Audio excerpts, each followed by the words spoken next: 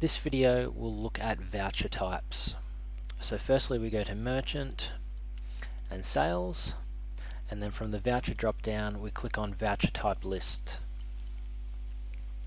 So a voucher type is a definition for one or more vouchers, and anytime we create or generate a voucher of that type, it will inherit the voucher type's name and its price and some other settings.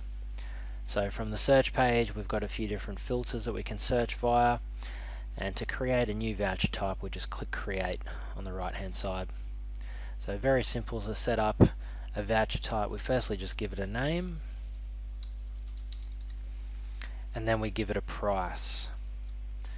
Now sometimes this can be a little bit confusing given that it's labeled as X tax, but the reason why it's X tax as opposed to Inc tax is that if this was an Inc tax price, then a portion of the voucher would actually not be usable on goods and services. So the fact that it's X tax just means that the entire $50 can be spent by the customer. So if they placed an order for $50 and that was a $50 Inc tax order, this would be the exact correct amount for it.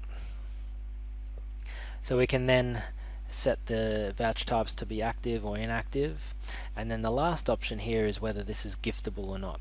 So if this is unticked, anytime the customer places an order, if they have a voucher open with credit on it, the value will automatically be deducted from that voucher before asking the customer for any further payment. If it is ticked as giftable, then that means that the voucher code can be swapped between friends. Whoever purchases this voucher or is allocated initially doesn't have to necessarily be the person that uses the voucher, and that's why it doesn't, if this is ticked, it doesn't automatically deduct the voucher value from the order. So now if we hit search, we should see one voucher type here, and we can click the green tick icon to edit those details, and we also have the option to delete a voucher type by clicking the red cross icon.